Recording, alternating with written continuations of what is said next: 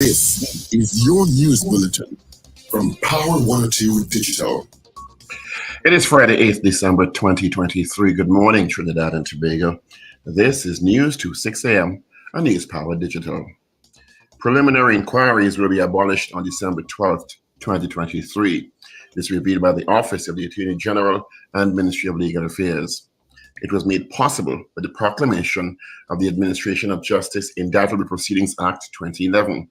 The Act will create what has been described as sweeping changes to the functioning of the courts and the dispensation of justice, reduce case backlogs, ease the burden on witnesses, and significantly eliminate the wastage of time and resources in the disposal of indictable matters. Today, CARICOM heads of government are scheduled to meet in an emergency session to discuss the Guyana-Venezuela dispute over the Essequibo region. Jamaican Prime Minister Andrew Holness, who informed he will be attending the meeting, said his administration firmly believes in the principles of sovereignty and the territorial integrity for countries.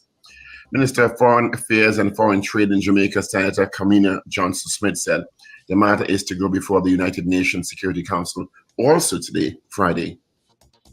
And U.S. Secretary of State Anthony Blinken spoke with Guyanese President Dr. Mohamed Irfan Ali to reaffirm the U.S. unwavering support of Guyana's sovereignty. The Secretary reiterated the U.S.'s call for a peaceful resolution to the dispute and for all parties to respect the 1899 arbitral awards determining the land boundary between Venezuela and Guyana, unless or until the parties reach a new agreement or competent legal body decides otherwise. Secretary Blinken and President Ali noted the International Court of Justice order issued December 1st, which called for parties to refrain from any action that may aggravate or extend the dispute. Former PSA President and Tobago House of Assembly Deputy Chief Secretary Watson Duke has been committed to stand trial for a set of criminal charges related to the alleged rape and indecent assault of a former subordinate. Current THA member for Roxbow Argyle was committed by Magistrate Marissa Gomez at the end of his preliminary inquiry on Tuesday. Duke was granted $250,000 bail to cover all the charges, which he reportedly accessed immediately after the hearing. He will now have to wait a trial in the High Court, which can take well over 5 years, considering the current backlog of cases in the criminal justice system. Duke is accused of allegedly committing acts of serious indecency against a woman, a then employee of the union, on 4 occasions between January and April 2016 at the union's headquarters in Port of Spain. He's also accused of allegedly having sexual intercourse with the woman against her will on May 10th, 2016 at the Hyatt Regency Hotel. President of the TNT Hockey Board, Roger St. Rose, has been charged by the TT Police Service with 2 counts of sexual penetration of a boy under the age of 16. The 66-year-old is accused of perpetrating the criminal act over 3 years starting in 2021. Media reports indicate a second man, a 38-year-old businessman who has not been named by police out of concerns that the victim may be indirectly identified, will be also charged with sexual penetration of a minor, the same victim. It is alleged the businessman committed the act starting earlier this year. TTPS communications manager Joan Archie addressed the charges against St. Rose, saying, quote, "The incidents alleged occurred on a date unknown during the period the 3rd of the 11th, 2021, and the dates unknown during the period 30th, 11th, 2022, and the 1st of January, 2023. He appeared at the 7th Port of Spain Magistrates Court before Her Worship Magistrate Babulal Gafu. The incidents allegedly occurred at the home of the accused in Diego Martin. St. Rose was granted bail with a surety in the sum of $250,000 with a cash alternative of $25,000. The court matter was adjourned to February 6, 2024. Earlier this week, the Hockey Board advised members and members of clubs in a note that St. Rose has taken a leave of absence. In news of the region, 5 Guyana Defense Force soldiers died in Wednesday's helicopter crash in Essequibo County, about 30 miles east of the border with Venezuela. A report published by Demerara Waves said amongst those perished in the crash of the Bell 412 helicopter, bearing registration marking 8R AYA, was veteran helicopter pilot, 40 years, Lieutenant Colonel Michael Charles. Those who survived are Lieutenant Colonel Andy Michael Crawford and Corporal Dwayne Jackson. The others who died are Commanding Officer and the 1st Infantry Battalion Colonel Michael Stahoud, Retired Brigadier Gary Beaton, Lieutenant Colonel Sean Welcome, and Staff Sergeant Jason Kahn. President Il-Fanali expressed condolences and sadness following the news that the 5 members of the force were killed. Naprium MP Rodney Charles will not be contesting the next general election in Trinidad and Tobago. He made the announcement on Thursday against the backdrop of opposition leader Kamala Prasad-Bissessa's calls for nominations for the UNC in general election candidates last month. In a statement, Charles said, quote, "I wish to indicate I will not be submitting nomination papers to contest the 2025 GE. As such, my active political work career will end in 2025. He had previously indicated a desire to exit active politics and pass the baton to a younger generation. He said he'll be 76 in 2025, and the time has come for his generation to make way for younger politicians to assume the reins of leadership. And former British Prime Minister Boris Johnson has insisted he did not pursue a let-it-rip strategy during the coronavirus pandemic. Giving evidence at a COVID inquiry in the UK, he said he did offer counter-arguments in order to challenge the consensus in meetings. This is Mr. Johnson's second day of giving evidence to the public inquiry. During the session, he was pressed on decisions he made ahead of the second wave of COVID. He argued his actions proved he worked to curb the virus rather than allowing it to spread through the population. And that is news to 6 a.m. right here on News Power Digital. We have major news coming your way at 7 a.m. Good morning.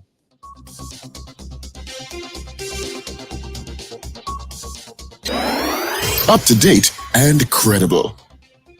Power 102 Digital.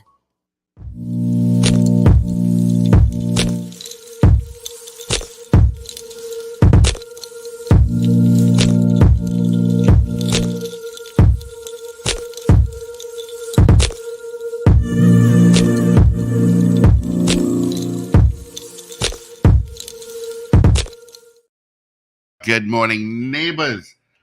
7 minutes after the hour of 6 o'clock on this, the 8th day of December. 17 days to Christmas, 24 days to 1, 2, 3, 1, 2, 3. But good morning to you, of course. Full cast in.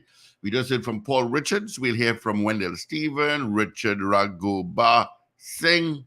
Ruben is in the mix. My name is Steve Khan. Let's get straight into the WTs. See what's happening on this rainy Friday morning. Sorry, I almost said Monday. How come Monday get in my mind?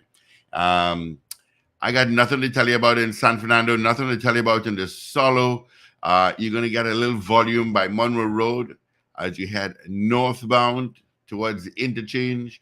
You'll get a little volume from Piaco, and that volume is going to continue straight into Port of Spain. Nothing out to the west, and nothing really out in the east. All right, school is closed. Most schools are closed. Most schools closed Wednesday. All right, so let's get into the weather, see what's happening. It is 24 degrees at Piaco International Airport, 24 at Crown Point. And let's see if Met Office has updated their weather. They just did a couple of seconds ago. They're saying today is going to be generally cloudy conditions with periods of showers, rain, at times heavy over varying areas, and a 30% low chance of the isolated thunderstorm. Conditions likely to persist overnight. Gusty winds and street and flash flooding can occur in the event of heavy showers or thunderstorms. All right, so that's your weather forecast for today. Maximum forecast temperature for Trinidad, 29 and 30 at Crown Point in Tobago. Of course, it's raining in Tobago. It's raining in most parts right now. It's raining in Tobago. It's pouring in Tunapuna. Rain in Port of Spain. I tell you, my weather TT crew. All right, let's see what Santa's hello is first thing this morning via YouTube, Facebook, and of course WhatsApp. Look at messages. DJ Ray out in Tampa. Good morning. Godzilla out in Brooklyn, New York. All right, guys. Oliver Man Warren. It's Friday. That's what it is. DP, good morning. Wendy and James Marcia Rock. Carol Guevara, TGIF. Wayne B. in Covenant, Georgia. Dennis Passad. Richard M. Jeremiah, good morning. Rena Boodoo Jennings. Ray out in West Palm Beach, Florida. Morning to you, Ray. Trinidad Margot, good morning. Marva Williams watching us on Facebook. Gloria Gray on YouTube. Happy Friday to all. Cool and raining. Beautiful morning. Have a great weekend. Thank you so much, Gloria. Let's check who's on WhatsApp. I got Michael out in London across the pond. Good morning to you. And who is this one? You all need to put a name. Okay. Yeah. You all really need to put a name sometimes. Let's see. I got another one. Dan Rod saying good morning, bro. I got I did not give temps. Oh, I did not. Thank you for reminding me. You all are so on top of it. I tell you all know the format. Toronto, you're sitting at 3 degrees and cloudy. Miami, you're at 21 and mostly cloudy. Orlando, partly cloudy and 13. New York, clear and 3 degrees. Atlanta, mostly cloudy and 2. London, sunny and 9. Tampa, 13 and partly cloudy.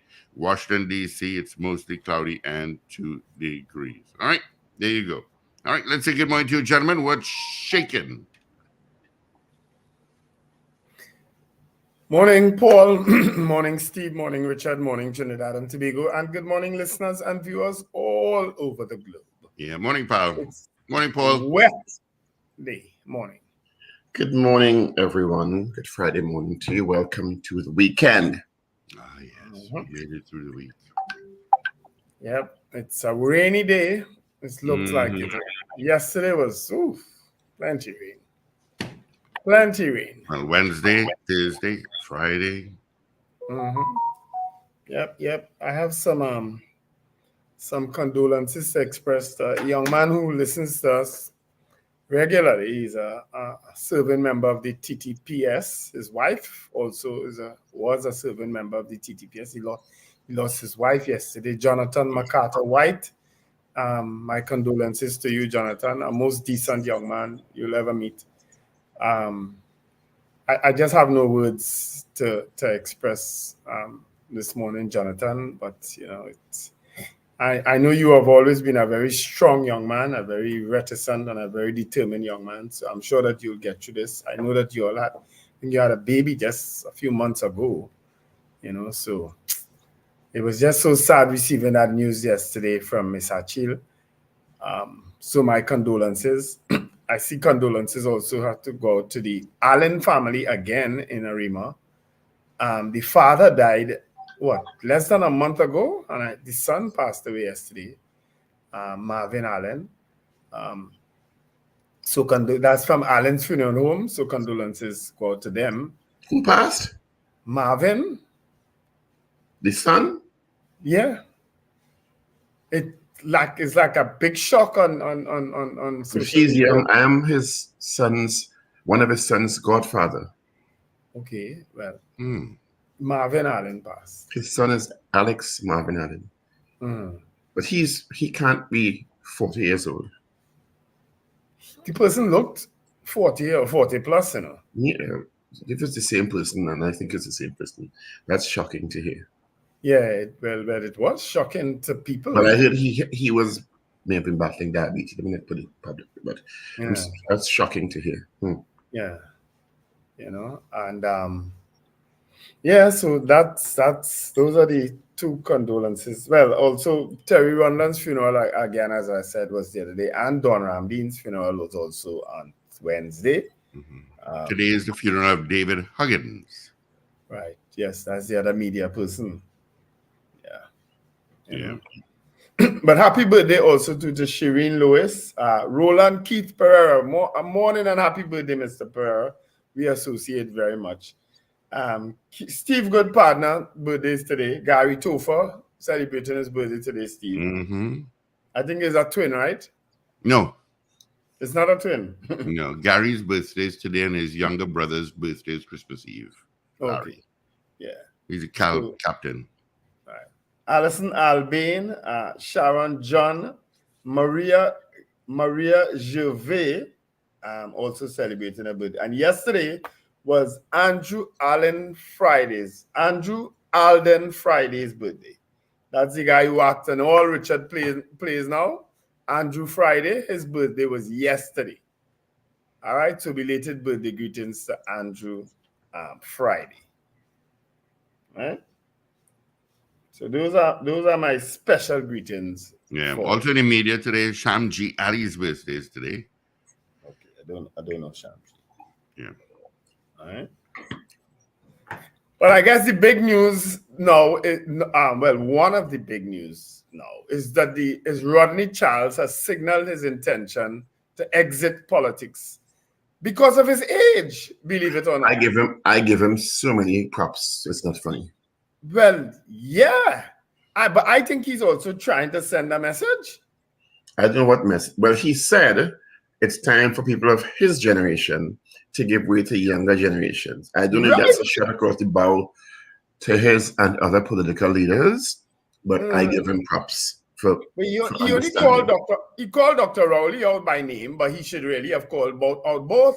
He should have called out both if he's making that sort of statement. Yeah. Remember, he had to sit down next to somebody else for next year and a half. So, well, yeah. if he makes that statement, it will have internal implications. But I understand a little bacchanal was brewing anyway because of statements he, Russian Parry, and somebody else made. You understand? And Dr. Munilal take a turn in the tail in the Monday Night Forum the other day. I don't know if you all saw that article. And what did he say? Miss Dr. Munilal, I should say. Let me find it. Let me find it. And it's right next to your hand there somewhere. So yeah, it's in I know you don't have to look very far for that at all. But it's in a chat that real stuff that's coming here. We have this chat here with these guys, and real stuff that's coming in this chat. It says, look at here, Munilal hits Mickey Mouse Club. That's what he called them, a Mickey Mouse Club. He said, this is speaking at the Monday Night Forum the other day. He urged supporters to stay focused and united as he would feel as he could feel victory in his bones when a general election is called. He said, the article says, without calling names, he then took a jab at some of his colleagues, Mayaro MP Russian Parry, Chaguanas West MP Dinesh Rambali, and Naparima MP Rodney Charles.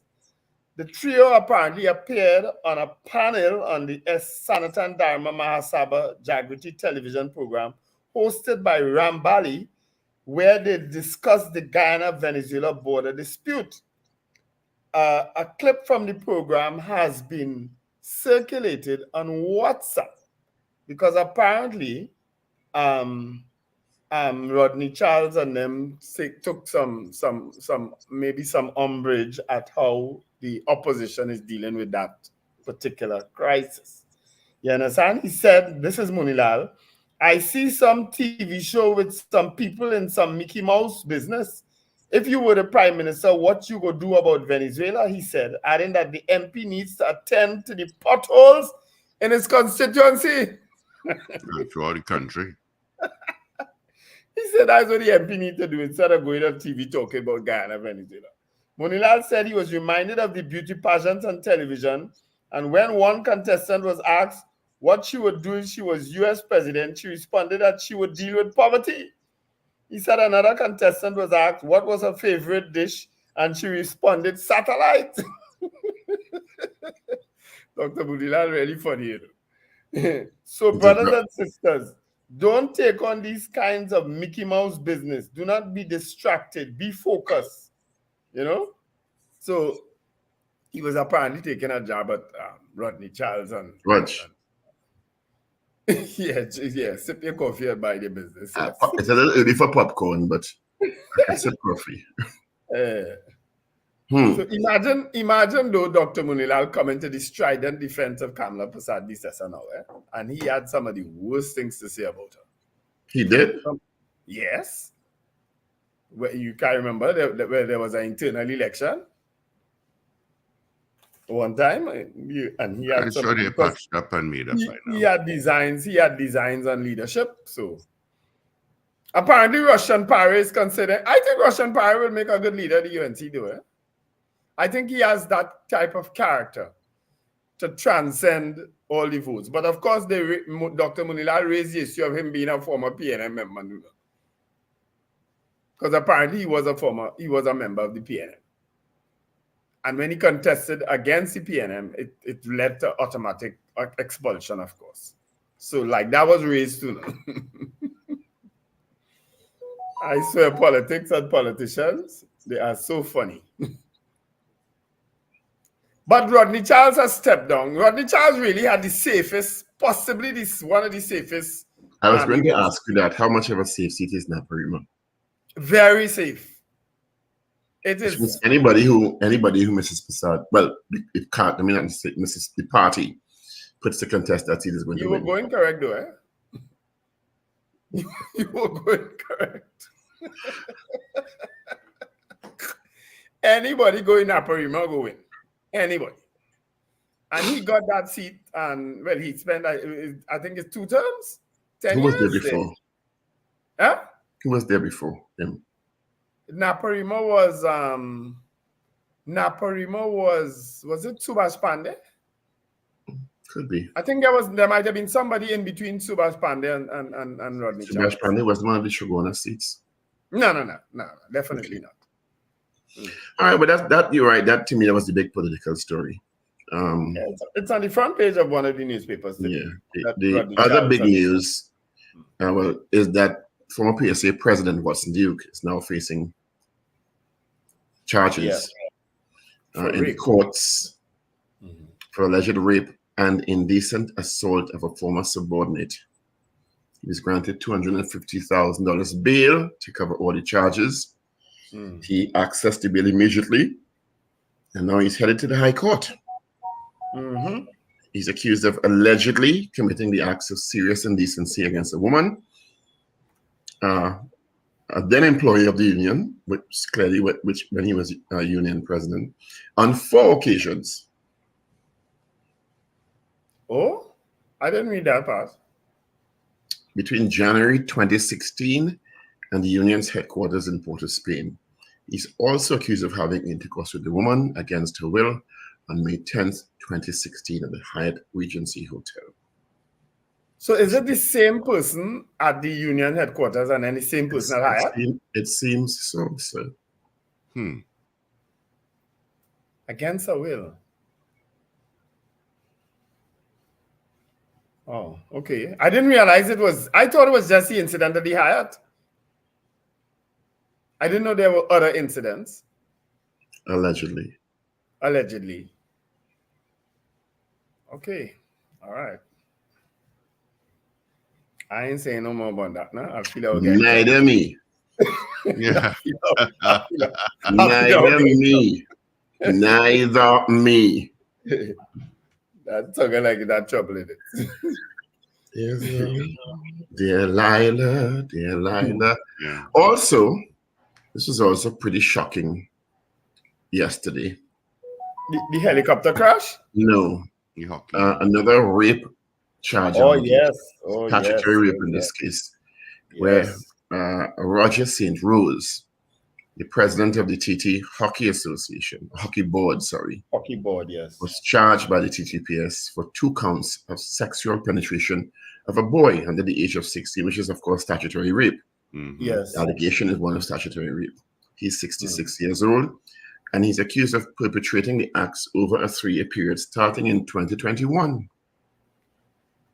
There are also reports that a 38-year-old businessman who has not been named by police out of concerns that the victim may be indirectly identified was also charged with sexual penetration of the same minor. What is that? Alleged to have been committed earlier this year. TTPS comms manager John Archie addressed the charges, saying, quote, the incidents allegedly occurred on a date unknown between the 30th of November 2021 and a date unknown between the 30th of November 2022 and the 1st of January 2023. St. Rose appeared at the 7th Port of Spain Magistrates Court before her worship magistrate, Babulal Gafour. The alleged incidents occurred at the home of the accused in Diego Martin. He was granted bail in the sum of $250,000 with a cash alternative of $25,000, which is usually 10% or so. The matter was adjourned to February 6th, 2024. Earlier this week, hockey board advised members and board members that St. Louis had taken a leave of absence. Clearly, he knew something was in the pipeline. And let me tell you, innocent and proven guilty, but when you end up on rape charges with a minor, your life over. Yeah. That's a different story. That never goes away. It never goes. It's never goes away. And as I said before, innocent until proven guilty in a court of law. But once you end up on charges with a minor, I mean, and even if it's some sort of maliciousness at play or whatever, you don't recover from that. So, as I said, I don't want to say, I don't even want to add that because it's a serious charge and there's a victim involved. So I don't want to put any unsubstantiated information on the air. But no matter what happens with that case, his reputation is gone. Yeah. I know Roger, I know him from playing hockey long time. I mean, I didn't play hockey, but because of who I was with, I was around hockey a lot. And there's another person he's an international hockey umpire. He was our first and only, I think, international hockey umpire officiated at Olympics. And the span of the alleged acts that have taken place.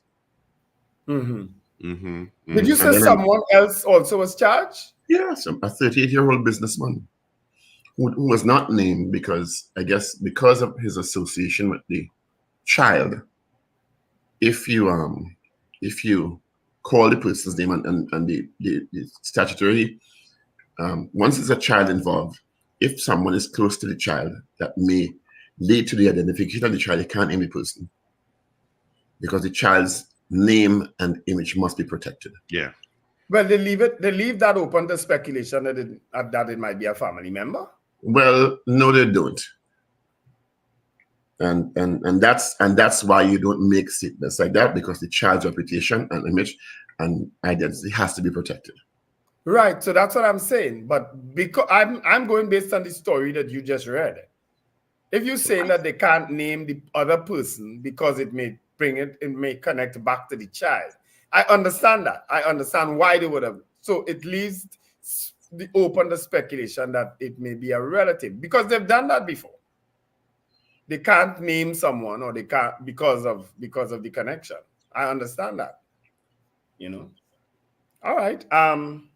It was Nizam Bash. Nizam Bash was the MP for Napa River. Okay. All right. Before. So those are two very serious, very quiet, unassuming legal situations that have started in the courts. And what I will say is, CARICOM meets an emergency session later today. We're sure to discuss as told to us by the Minister of Foreign and CARICOM Affairs when we spoke to him earlier in the week. Whatever CARICOM say, Madurian business here. No. You know that, right? Yeah. CARICOM could jump high. They could send out another release. They could send a unified stated position. Maduro ignoring everybody. And let me tell you something. I'm being very careful with what I say here. I find it curious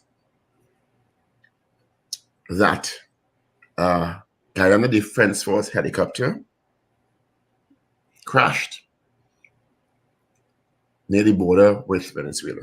And that's what I was thinking. Yeah. I join you in that sentiment there, Paul. Okay. Where and 5 Defense Force personnel of senior rank died. Yeah. There were 7 people on the craft and 5 died. Condolences to their families. It's a really tragic story. And the helicopter disappeared on Tuesday or Wednesday. And it was found crashed 30 miles east of the border with Venezuela. The pilot was an experienced pilot of 40 years. And I'm going to leave that right there. They said it went down in bad weather. Well, there are 2 survivors, right? So they will be able to give us an experience and an account of what may have happened. I would hope so. Yeah. Because normally when a helicopter crash, for the sake of peace in the region, I really hope it's bad weather. That's all I'm Yeah. saying. Yeah. Helicopter But if it crashes is go not more bad than- weather and some of the cause, then we have real problems in this region. You know that, right? Yeah. Mm-hmm. Real problems in this region. Mhm. Right? So I hope it was bad weather, indeed, Yeah. Mhm. and nothing else. Hmm. And that's all I will say. But to add a little salted too, Paul. Be careful with the salt you're adding. Eh? Yeah. There were no calls. It just disappeared from the radar, leaving that right there. Well, You as understand what Because I I mean? said, they didn't know where it was for a while. They didn't know what happened. It just fell off the radar. There were no emergency distress calls, hmm. apparently, that were reported by air traffic control. And the interesting thing about that is I believe, I could be wrong, Trinidad and Tobago's airport covers quite an expansive region, maybe inclusive of that. Mm, no. Anyway, it's up the Caribbean. Mm-hmm. More Okay. north. Anyway, that's a very, very disturbing development. I gotta had my tour of the ATC last week, Friday. So now I know. Was that he giggling about that? You know, if I had my tour of the Piaco's radar and control tower. All last right. week, yeah. Well, helicopter crashes No don't radar normally coverage. have survivors. Yeah. So hopefully these survivors will be able to shed some light on what may or may not have happened.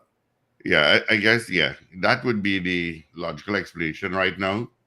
Hmm. Because if they had no distress call and it just disappeared from radar, things that make you go, But better guard the hospital. Just saying. Mhm. Yep. Yep. Let's say good morning, good night to a few folks. Maria Marva, good morning. Sankofa, how you doing? Marva Williams, Gloria Gray, Sunil Ram Samaru, Richard Duku, Mo Gaines, Boy Bedesi, Ingrid Adams, Sabita, Josie Richardson, CJ New York. CJ is up all yet? Wendy and James, Lando, Cheryl Henry. Let me say good morning going out to Indy. Good morning to Indy and my good friend Patos. Good morning to you. God, it was cold yesterday. Yeah, I'm not going to tell you. I saw all those packages that you shipped to your current address. And I hope that you have some of us in mind when you bring it in. and there were flurries. Yeah, flurries is like Yes, I saw your video of the flurries. The flurries. Yeah. Good morning, Mr. But- Ragadassing. Morning, Good Richard. morning, guys, and good morning to our listeners, wherever you are. Morning, Ricardo. One thing you don't want to be in, Paul, is a snowstorm. Hmm. I see ASP Dixon has been given leave to sue the Police Service Commission over his ineligibility for promotion. I didn't even know that was a story. I didn't even know that. Why is he ineligible? Well, he apparently applied for the position of Deputy Commissioner of Police. Mhm. And there was some ambiguity over his MBA. He said the advertisement indicated that candidates should possess a master's degree from an accredited institution in law, criminal justice, criminology, police service management, or any other relevant area. The commission responded 3 months later to indicate that he did not have the required educational qualifications to be considered. Dixon sought clarification why his MBA was not considered and requested the disclosure of the commission's criteria and policy for determining whether a degree is relevant for the recruitment process. He also made a request under the FOIA for the disclosure of the education qualifications. So apparently he is suing the Police Service Commission. Well, all he has to do is find out what other DCPs are qualified in at a postgraduate level, and he might have a case. You never know. I'm sure he did that, which is why he has been given the green light to sue them. I'm sure he did his research. Let me tell you, the Police Service Commission don't need another bacchanal. Yeah. The Police Service Commission, this new Police Service Commission, don't need another bacchanal.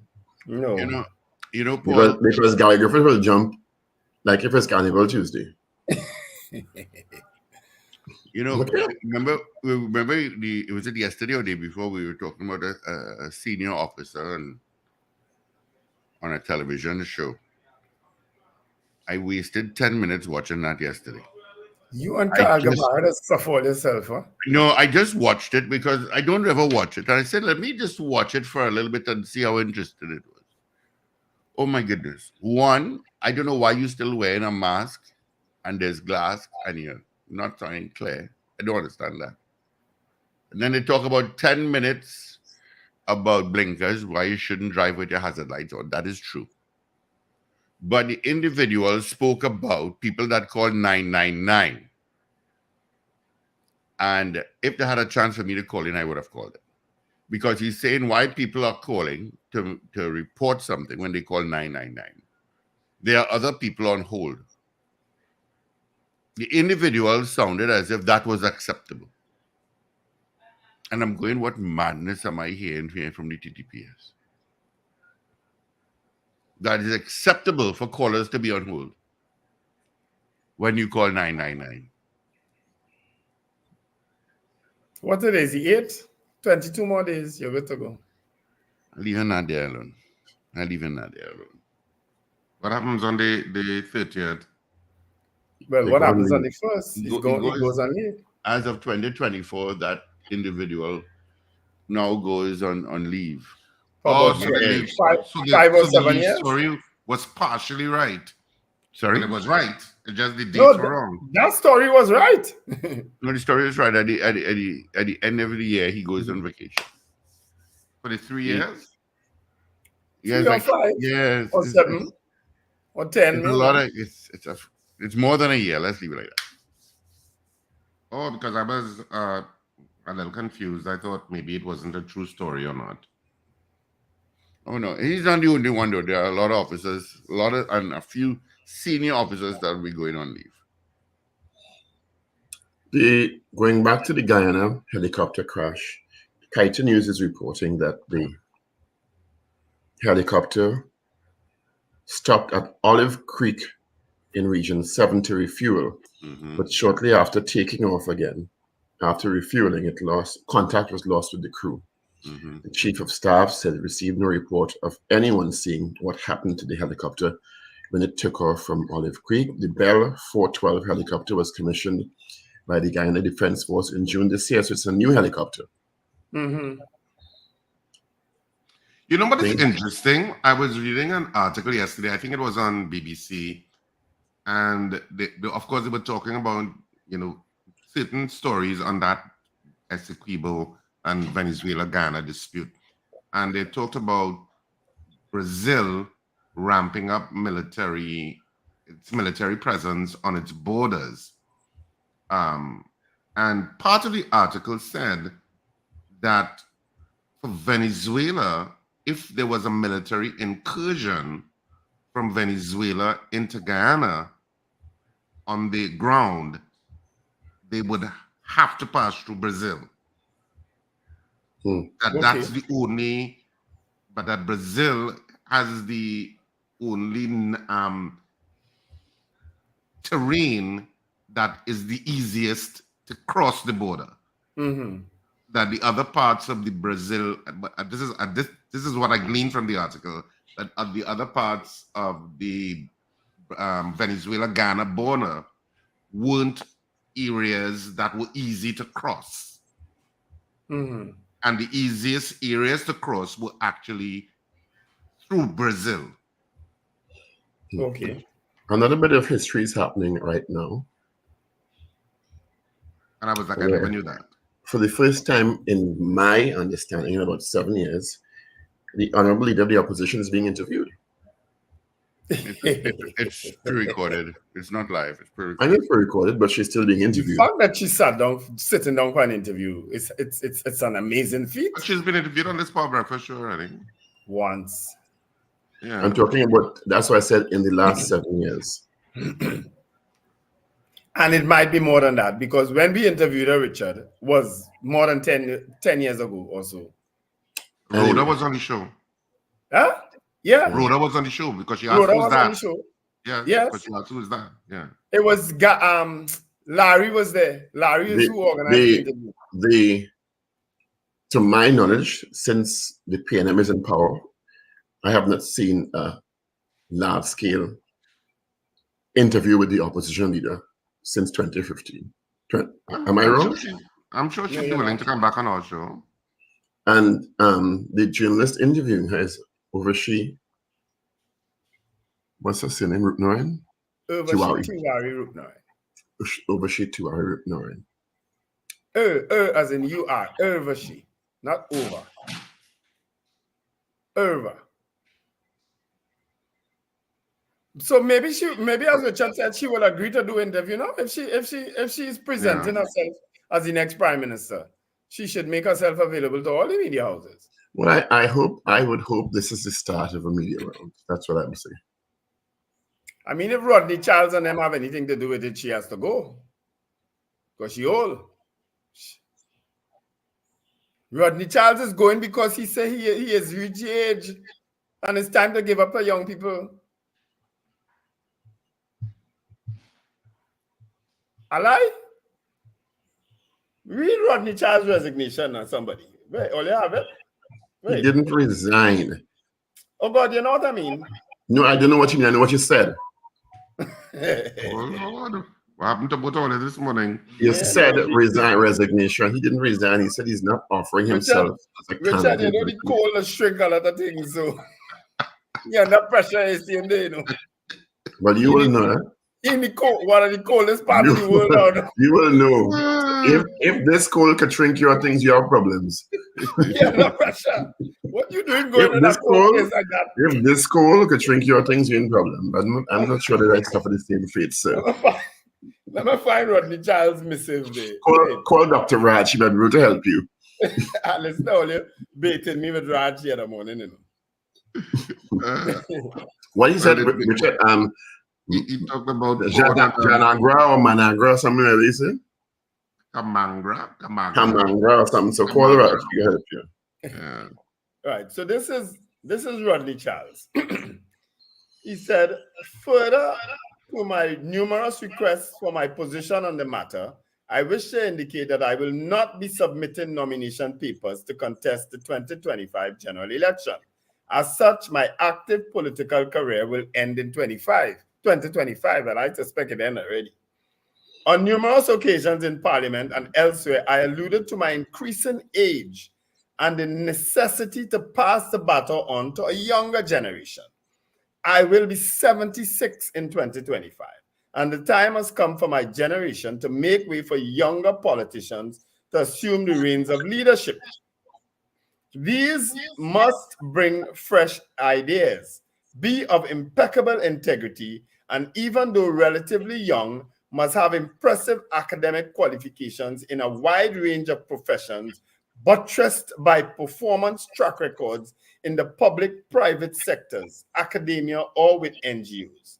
Above all, they must first and foremost diligently pursue the interests of Trinidad and Tobago. As the oldest sitting MP in the lower house, I didn't even know that. I call on Dr. Keith Rowley as the second oldest to join me in ushering a new era of politics. He missed this line though, that I also call on Kamla Persad-Bissessar as the third oldest. He missed that part, but he didn't put it. I put it. We must discard once and for all the notion that one has to leave TT politics either in ignominy or in a casket. Rodney Charles, just resign and go now. Just leave and go now. When you're involving Dr. Rowley in your bacchanal for, you're trying to send a message to Kamla Persad-Bissessar and some others. Just go now. Dr. Rowley already say he going. He don't need you to say you going for him to go. He already indicated he was going. Just go. Oh, goodness. And then he started the I-Man. Then he went into Gary's spiel. He said, in 2002, I established the Costard School of Journalism, blah, blah, blah. I. The next few paragraphs is only I's. Okay? I. 45. The last Do you have paragraph. newspapers for Agaba Singh? I don't need to hear the last paragraph. Agaba Singh, you have newspapers? No, I'm sorry, guys. I don't have newspapers Okay, this let me morning. go into the newspapers. Yeah, but one of the news items you could mention is that Times Person of the Year is Taylor Swift. So she has been given the auspicious title for 2023. What I don't understand your facial expression, Paul Richards. That's the kind of day weather outside. You have a But- problem with Taylor Swift. But congratulations to Taylor Swift. She's the Time Person of the Year. You're a big fan of Taylor Swift, aren't you, Richard? I always say that I like Taylor Swift, and I like her because she is a songwriter and a singer, which is a rare thing. I guess so. All right. So I have always liked her, but she's considered the most influential for 2023. I think Cheryl Henry's comment is saying what we were thinking earlier on, Paul. Richard had this. Cheryl Henry's All right, last gentlemen, comment. we are running behind time. We need to get into the headlines of all three dailies, followed by our poll. All right. I can actually help with the Guardian because I saw Steve post All that. right. So I can help with the Guardian. And the Guardian headline reads, Duke to stand trial for rape. Guyana Vice President warns TNT not to trust Maduro. By Jag, you need to hush. And in the main story though is Duke to stand trial for rape gets $0.25 million bail in matter involving ex-worker. Case could take as much as 5 years to start. Hockey board boss charged in sex assault of boss. We spoke about that earlier on. Duke to AG to abolish PEs in sweeping changes on Tuesday. What's PEs? What's PEs? I don't see it, but it's there. That's the headline. Maduro regime not trustworthy, so says Jack Leo. Charles calls it a day on UNC career. ICJ has no standing in territorial dispute, says Caracas official. Woman dies after beating during domestic quarrel, and apparently a Venezuelan national was involved. Or Ali mourns loss of 5 Ghana soldiers in copter crash and 3 homeless after Maloney apartment fire. Those are some of our headlines in today's Guardian. All right. Let's move to the Express now for Friday, the 8th of December. Emergency talks today. CARICOM leaders will hold an emergency meeting at 5 p.m. today to discuss the escalating tensions between Venezuela and Guyana. U.S. reaffirms support for Guyana. 5 killed as GDF helicopter crashes. Sex with minor. Hockey boss charged. Now that's a very... Anyway. Tribute from Kamla's Charles bows out. Rodney Charles calls time on political career. Tyre Snowman Santa brings smiles. Neighbors brace for reprisals. Woman dies after savage beating. Watson Duke to stand trial for rape and indecent assault. And hundreds mourn for beloved Terry Rondon. Let's move now to the Guardian online. Guardian, what is his story today? But he didn't. Wendell just did the Guardian. Okay, Newsday then. You want me to do the Newsday, or you will do it? Thank you. Go ahead. Monroe Road Hindu temple robbed and vandalized. That's one of the headlines. Jagdeo, Ghana negotiating peace but ready for war. Ghana mourns helicopter crash victims. Rodney Charles bowing out of politics. Kaiso praises police for arrest in transgender murder case, which we kind of touched on yesterday. Family of 3 homeless after fire at Maloney apartment. Apparently, a gas tank exploded or something like that. So that on news last night, actually. Opposition MP calls for lower fuel prices for Christmas. Police union head sues over deputy commissioner fight. Rodney Charles bowing out of politics. Watson Duke committed on rape, sexual assault charges. Trinidad and Tobago businesses eyeing Essequibo situation. White cheese, a locally produced alternative, and U.S. company offers help with academic athletic scholarships. Those are just some of the news and the Newsday today. So you have an idea of what some of the headlines and main stories are in our 3 dailies in Trinidad and Tobago today. Thanks, Nemo. PE preliminary inquiries. That's what it means. Right? Thank you very much, whoever Nemo is. Right? Preliminary inquiries. All right. So what are we polling today? The Prime Minister will hold a press conference this morning at 10 o'clock. All right, let me give you the results of our morning poll from yesterday, where we asked you, should CARICOM decide on more definitive actions in the border dispute, would you support TNT sending troops to Guyana? That was our poll yesterday. The results are in. 67%, 67 said no. Now, there are 2 questions I would suggest. One is based on Rodney Charles's proposition. Should older politicians bow out to make way for younger generation? One. That's a good question. I was actually thinking about that one. Or 2, should TNT be trusting President Maduro with deals? Well, we already had. I think the first one is more apt. I was sure he was going to go with the first one. I was actually thinking of asking that. So sure it was going to happen. Sure. A little bit of coal working for you out there. Apparently, didn't shrink everything. I think we've decided on what the poll is. Yeah. Yes, should older politicians bow out of politics? Yes or no? What do you mean by older?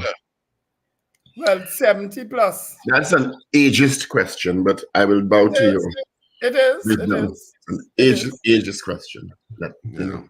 Because one is older. Are you saying politicians over the age of 75? Well, no, we can't put an age, and he said older politicians. He didn't put an age. But then it becomes, It's not what I said. Just older politicians is fine. People will know what you mean. I don't think you have to be so granular. I think people will know what we mean. Yeah. So, do you agree with Rodney Charles that older politicians should bow out to make way for new generations? Is that the question? Yes. Right. All right. Yes or no? 222-8255. North Americans toll free. 866-525-1099 via WhatsApp. Good morning, Jaron. 318-1021, of course, on YouTube and on Facebook. Let me say a belated happy birthday to Andrew Friday. His birthday was yesterday. Yeah, we did. All right, got a couple of votes already. Darren Thompson says yes.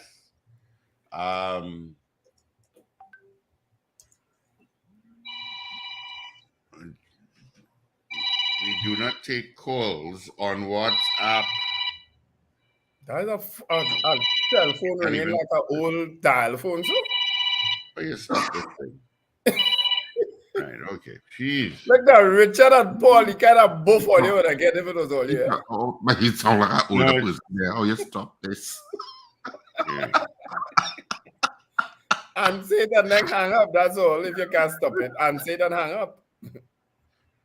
So our poll this morning, do you agree with Rodney Charles that older politicians should bow out to make way for new blood? That's our poll this morning. 222-TALK, 222-8255. North Americans, you can weigh in absolutely toll-free at 866-525-1099.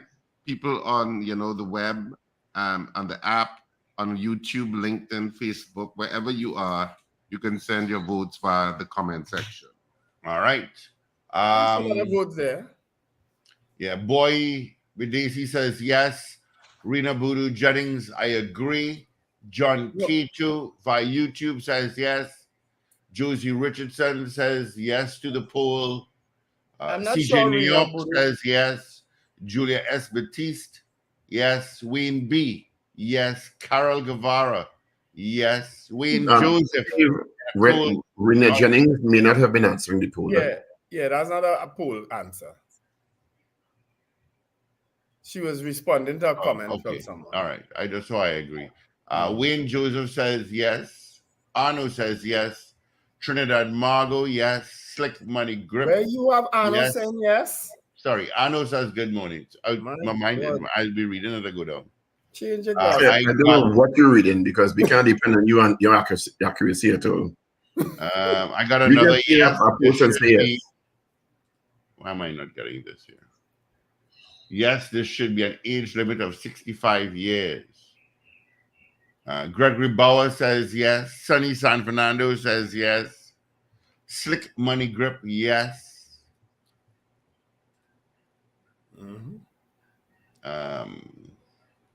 Lorna, good morning, Lorna. Happy Friday. Yes to the poll. Morning, Indy and Kali.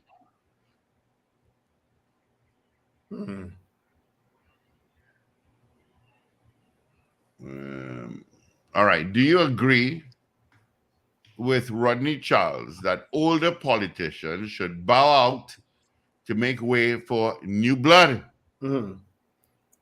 Gregory, I have to come and talk to you about my turtles that are constantly mating. I want to find out what to prepare, what to do, if to separate them or whatever, so I could get some young turtles to put in a pet shop or whatever. So you had to tell me what to do.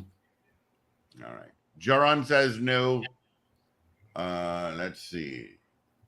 Diana says yes. Beauty Culture says yes. So, do you agree with Rodney Charles that older politicians should bow out to make way for new blood? That's our poll this morning. Just following what they see in the house. What's that? What? Just following what they see in the house. It can't be in this. They ain't seen that in this house. You have two palm trees by the turtle tank? I do have a palm tree by the turtle tank. Yeah. Well, a single palm then. What's that? I do have I have a palm tree actually going in the turtles by single palm. Beauty Culture says yes. Beefy Smith out in Tobago, yes. Finbar Collins says nah, I ain't agree. Okay, Finbar. That's a second no. So, do you agree with Rodney Charles that older politicians should bow out to make way for new blood? That's our poll this morning. What do you think? Yeah. But that's an interesting scenario you described earlier, Wendell, where the three MPs went on the show and is it Sanatan Damamaha Media House? Yes, Sanatan Dharma House. And Sanatan Damamaha has been Sanatan Damamaha Saba Maha Saba, remember that boy? Yeah, remember that went viral, The head of the Sanatan Damamaha Saba has been quite critical of Mrs. Prasad Sesena in recent times. So it's interesting that they ended up on that media house. And made those statements in that media house. Yes. So Russian Parry, as I have publicly stated before, has been one of the best and better MPs that the UNC has, because he embraces everybody apparently up in Mayaro. I've heard so many good things about him. When discussions about dissent in the party come about, his name is generally bandied about a lot. Yeah, because he embraces everybody. So, well, he's not vitriolic, has never been. Yeah. And he always carries himself in a particular way. Yeah. So if they change him, because there are already some names bandying about as being as the ones to be changed. You understand? Including Anita Haynes. Did Watson Duke respond publicly to the charges that he's now facing? Did he say anything when he came out? No, I'm not sure. I haven't but seen none of the newspapers are reporting that he said anything at all. Usually people come out and say, well, I deny all these charges and our fight might have made it in court, blah, blah, blah. You understand? He did that before. No, I mean, since the charges have been made. I haven't heard anything now. Mogain says yes to the poll. It's very devoted. It's not the charges have been now laid, You're phrasing it wrong. It's that it's going to move up to the High Court. Or it was in the magistrate's court before? Yeah. Okay. All right. So the magistrate is basically saying there is sufficient for the matter to move ahead. Okay. New Hampshire says yes. He's a very devoted wife, Watson. Yeah. Val says yes, a long time. Nothing to say about wife, no? It's a benign statement. Isn't she devoted? Very. Exactly. She has stood by him through all his colorful public persona.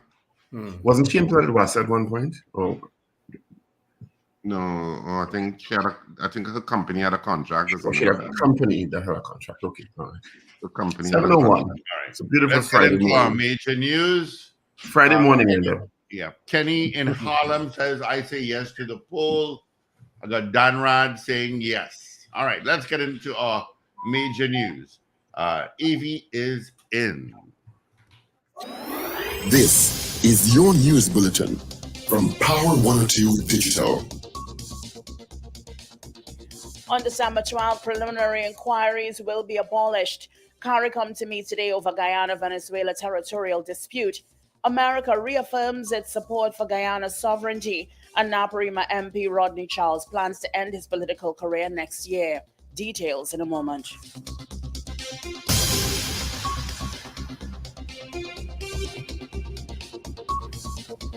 This is News 2, 7 o'clock on Power 102 Digital. I'm Avril Sindel-Bab. Good morning. Preliminary inquiries will be abolished on December 12th. This was revealed by the Office of the Attorney General and Ministry of Legal Affairs. It will be made possible with the proclamation of the Administration of Justice Indictable Proceedings Act 2011. The act will create what has been described as sweeping changes to the functioning of the courts and the dispensation of justice, reduce case backlog, ease the burden on witnesses, and significantly eliminate the wastage of time and resources in the disposal of indictable matters. Citizens of Trinidad and Tobago can now anticipate a thoroughly reformed, highly streamlined, and entirely operational pretrial system that has been under development for several decades. Today, CARICOM heads of government are scheduled to meet to discuss the Guyana-Venezuela dispute over the Essequibo region. Jamaica's Prime Minister Andrew Holness, who informed he will be attending the meeting, said his administration firmly believes in the principles of sovereignty and the territorial integrity of countries. Minister of Foreign Affairs and Foreign Trade in Jamaica, Senator Kamina Johnson-Smith, said the matter is to go before the United States Security Council on Friday, when CARICOM heads will also be meeting to discuss the issue. Secretary of State Anthony Blinken spoke with Guyanese President Dr. Irfan Ali to reaffirm the United States' unwavering support for Guyana's sovereignty. The secretary reiterated the United States' call for a peaceful resolution to the dispute and for all parties to respect the 1899 arbitral award determining the land boundary between Venezuela and Guyana, unless or until the parties reach a new agreement or a competent legal body decides otherwise. Secretary Blinken and President Ali noted the International Court of Justice order issued on December 1st, which called for parties to refrain from any action that might aggravate or extend the dispute. The secretary reiterated the United States looks forward to working closely with Guyana once it assumes its non-permanent seat on the United Nations Security Council in January 2024. The two leaders concluded the call by agreeing upon the importance of maintaining a peaceful and democratic Western Hemisphere. The Caribbean Media Corporation is reporting the Guyana Defense Force helicopter that went down on Wednesday was spotted Thursday morning, and a rescue team was being inserted into the mountains and forested area, the Defense Force said in a statement. A top military officer who confirmed the area where the helicopter went down has been found, reportedly told a media outlet in the country. He remains optimistic about the 7 people who were on board. The GDP is expected to issue a release shortly. Piloted by veteran aviator 40 years Lieutenant Colonel Michael Charles, the Bell 412 helicopter went down about 30 miles east of Arao near Guyana, a border with Venezuela. Well, in an update, 5 of the 7 occupants of the Guyana Defense Force GDF Bell 412 helicopter, which disappeared on Wednesday between Arao and Ekeruku in Region 7, died after the aircraft crashed in the jungle, the Army confirmed.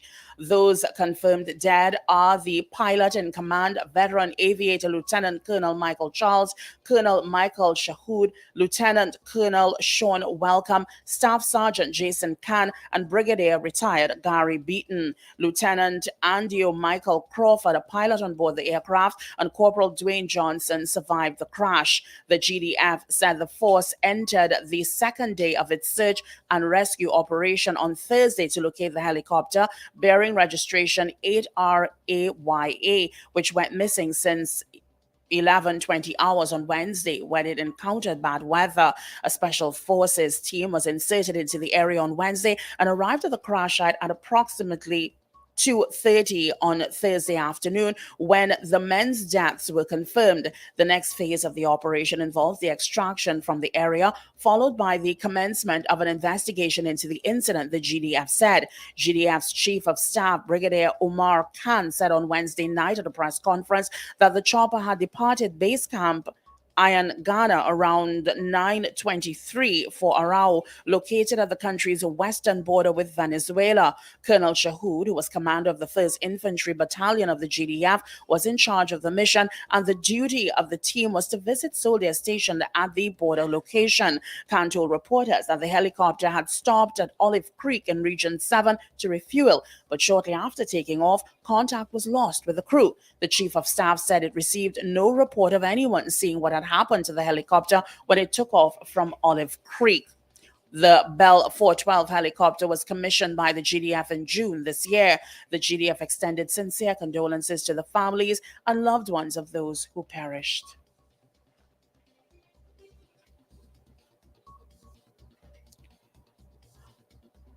Media reports indicate a fire took place around 1 a.m. on Thursday at the Palmis Government Primary School. The education minister is quoted as saying that it was very unfortunate and the ministry would do what is required for the educational continuity of its students. It reported the ministry has started looking into arrangements for students for the new school term in January.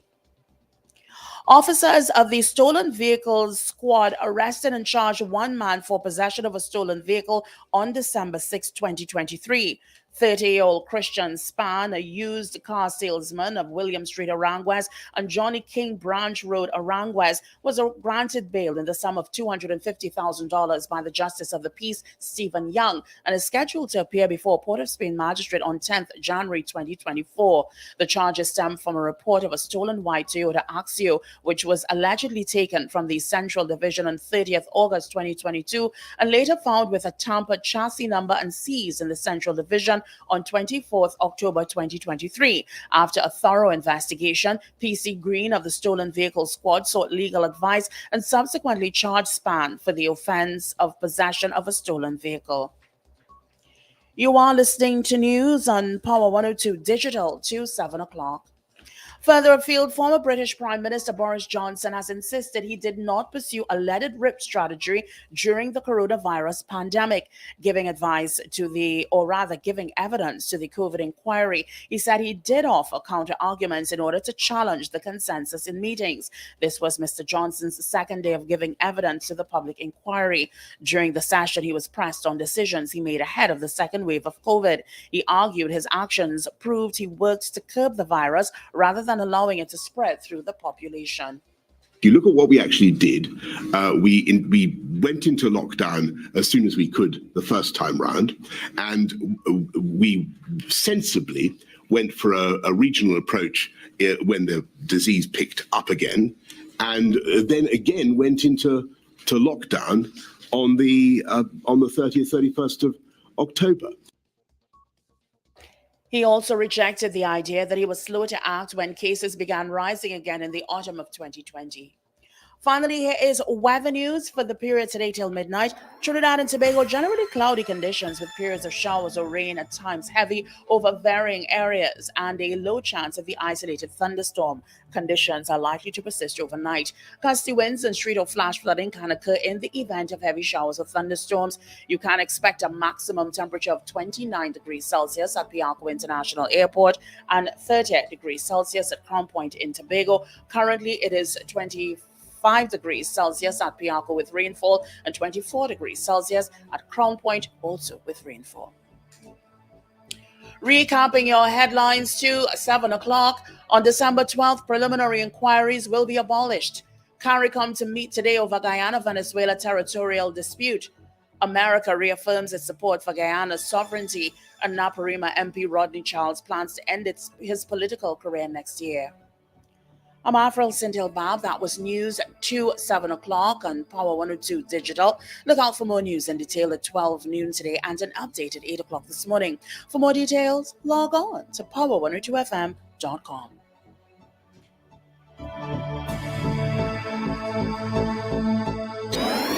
Up to date and credible. Power 102 Digital. Thank you, Avi, for our major news. You can join her again. Come at 8 o'clock for our news brief. Let's get into a little traffic update, see what's happening on the highways and the byways. Let me start down San Fernando. I got nothing really to tell you about. Yeah, approaching Marabella roundabout, you got some taking the main road through Claxton Bay, heading to California. You've got some Riverlet Road is heavy. Leaving San Fernando towards Claxton Bay, a bit busy as well. It's moving, but it's slow. After Freeport, you'll pick up your traffic headed towards Sugar Guanas. That main road is beginning to build. And of course, after Monroe Road is where you'll pick up some traffic heading towards the interchange. Traffic again, slow going from Santa Rosa to O'Meara Road, Trinity City to Huey, and then Valsayn in the Port of Spain. You've got some traffic. Of course, the main road going through Mokoya and Paget, and of course, from Mount Hope heading towards Mova, you've got it. Not too bad out of Maraval, nothing out of Diego Martin. St. Anne's, you got a little volume as you get out there as well. All right, that's a quick traffic update for you. Hope that helped you out in one way or the other. All right, let's get back in.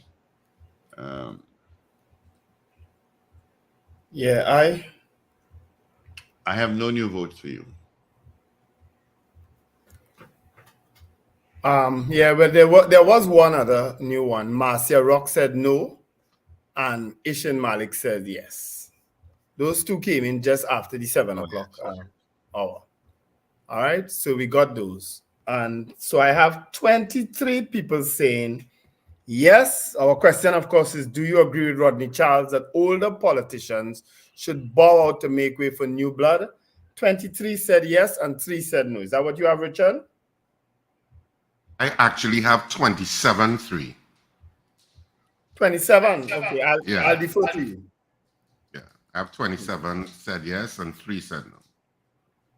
I just got a very weird email.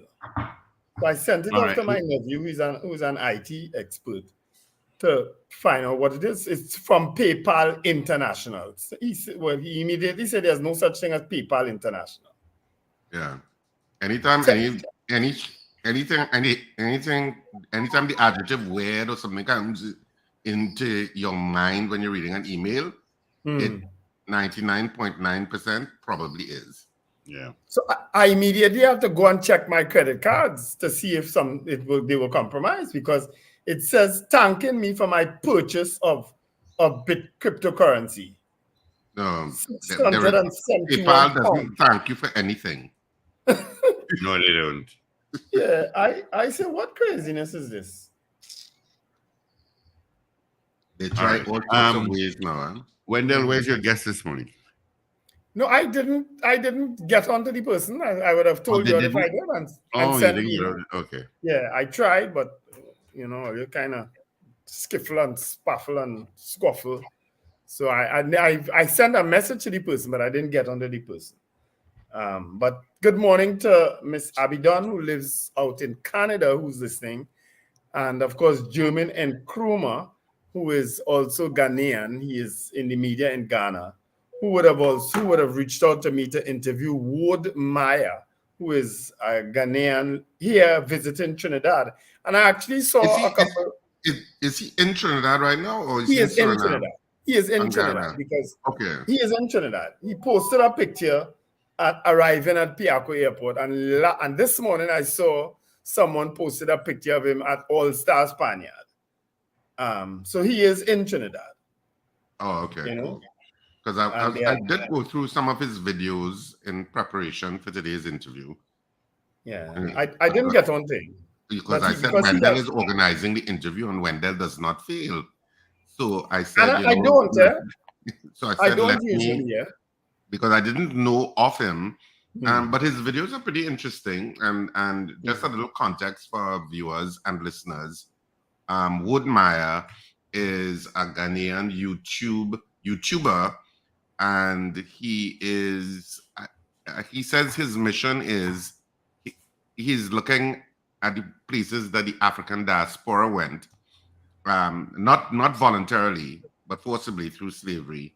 And it's like understanding and connecting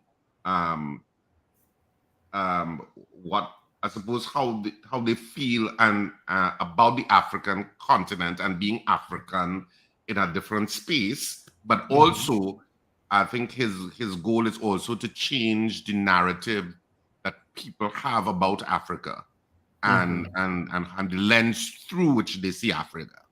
Yes. And so that's kind of his mission. Yeah, he's a Pan-Africanist.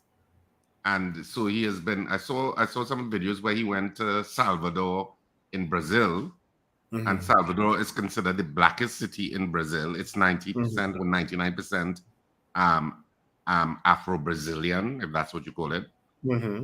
And so it was interesting. And I think he had some videos up about in Ghana and in Suriname. I think there were some shorts from Suriname. So I was just looking at some of his videos just to get acquainted with what his content was. And it's quite interesting. It's quite engaging, actually. Yes. He's quite engaging, So if you want to have a look at some of his videos, and hopefully we get him on maybe next week. I don't know if he'll still be here. But he doesn't have to be here for us to... He doesn't have to be here, yes. He doesn't have to be here. I think when they reached out to me, is because they thought that it would require him coming into the studio. Right? Okay. Which is why they reached out to me, because he is in fact in Trinidad and Tobago at this time. So he has 1.4 million subscribers on his YouTube channel, and he's, as I said, he's very engaging. So if you want to take a look at some of his content, you can. It's Wood Maya. It's WODE Maya, MAYA. For those of you who are interested, you can check him out. Yeah. So good morning to the folks, Miss Abidan and Mr. Nkrumah, who reached out to me to put him on. But we will try. We will keep trying. I did send him a voice note that he hasn't accessed as yet. Well, now you can't tell if people listen to their voice note or not. Before voice notes always had the blue ticks, regardless of if you didn't have it on or not. Now voice notes can go unnoticed. You understand? Or by default, it's not. Yeah, it does not turn blue anymore. Oh, okay, I don't know. Yeah, it does I never not pay turn attention blue. to those blue things or not. I don't know why people take off those things. I don't understand why people feel so. I don't know. Maybe I don't care whether you know I read your message or not. Exactly. If I read your message, I read your message, and when I have time to get back to you, I'll get back to you.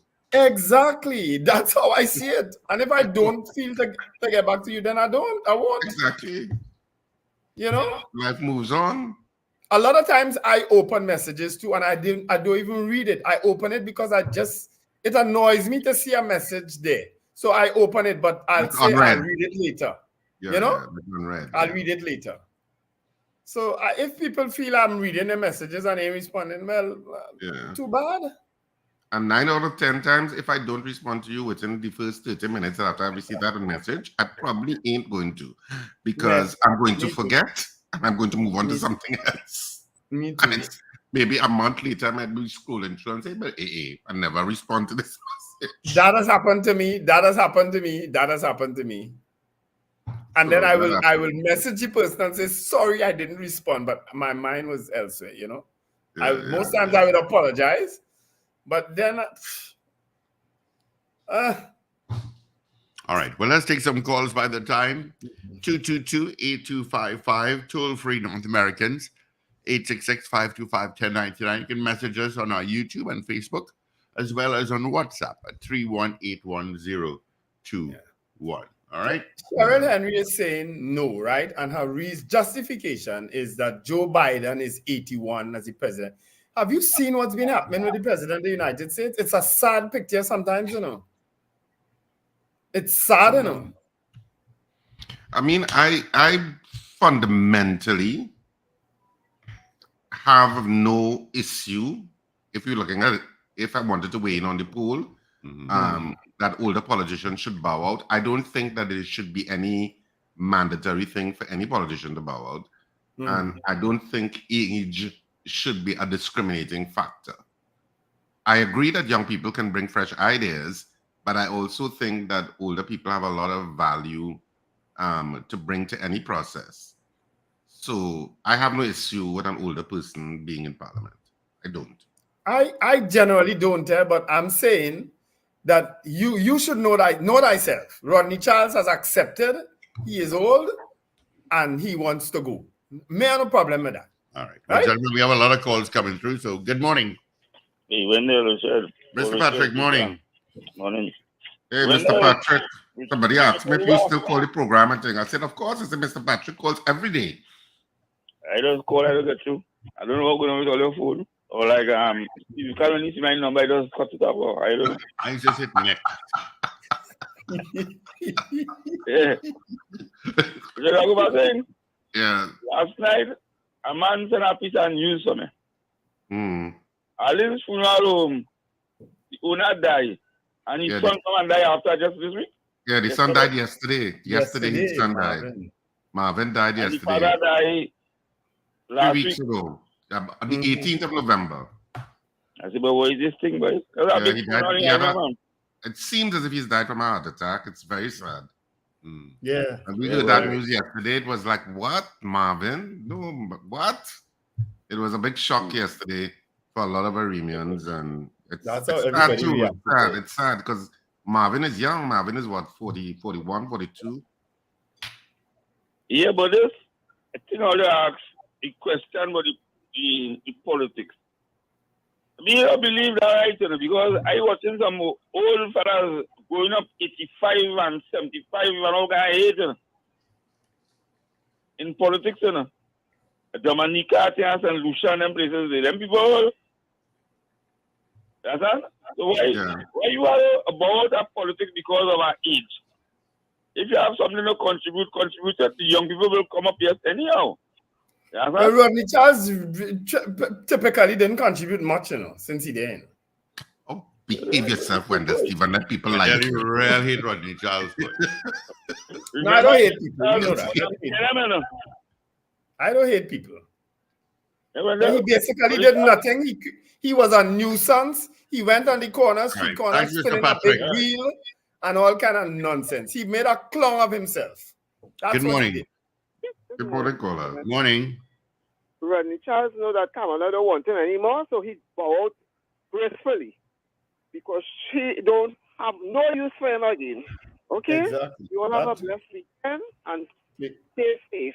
Okay? Take care. Thank you. You as well. Thank you. All righty. Good morning. Good morning, Steve. Morning. Good morning, Richard. Good morning. Good morning, Wendell. Good morning, Miss Davidi. Paul, if you're still listening. Good morning. So, Paul, Steve, how you saw my name on the WhatsApp? You want to know, eh? Okay. I didn't put my name anyway. Right.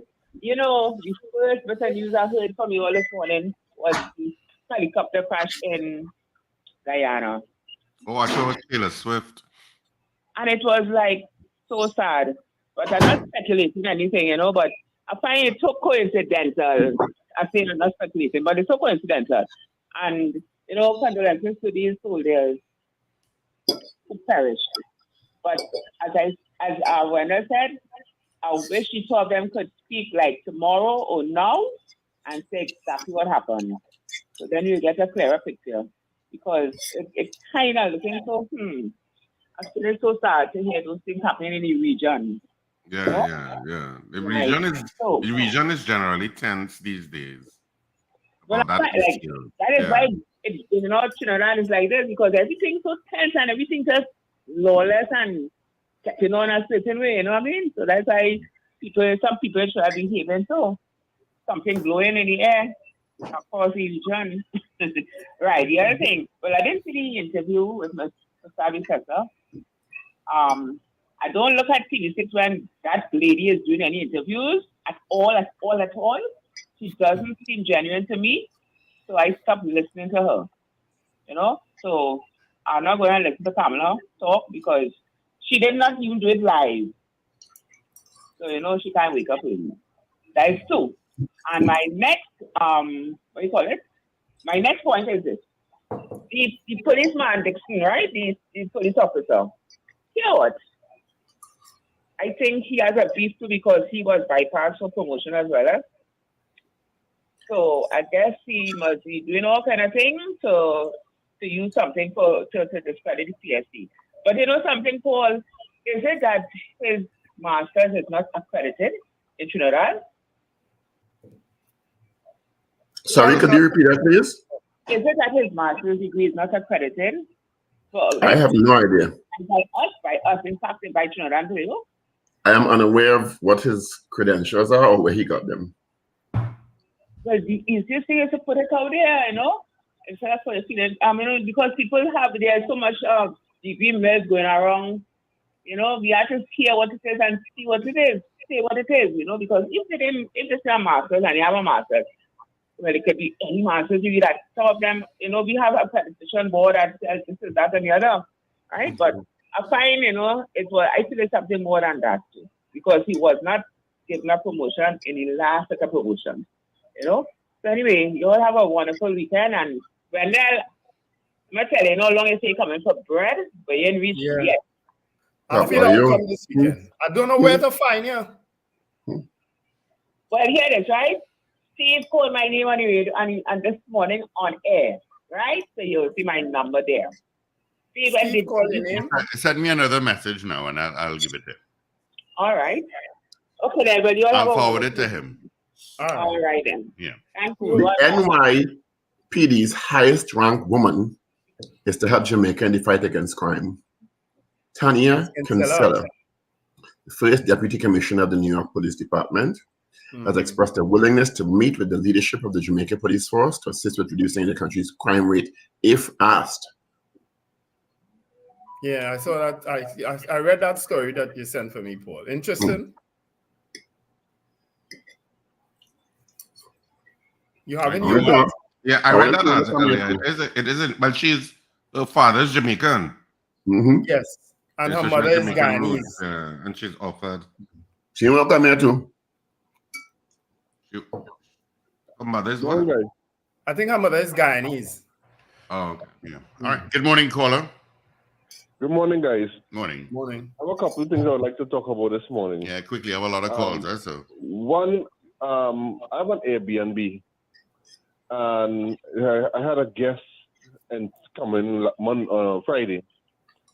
They said they had the worst experience in customs and immigration.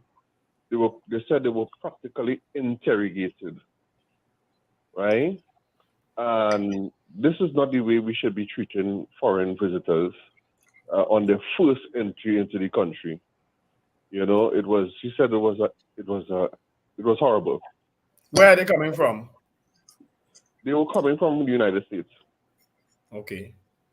Right? But they are originally Colombian. So I don't know if it's because they were Colombian why they were stereotyped or whatever. Well, it happens to us when we travel too, eh? I'm not going to ask why shouldn't they be interrogated. Yeah.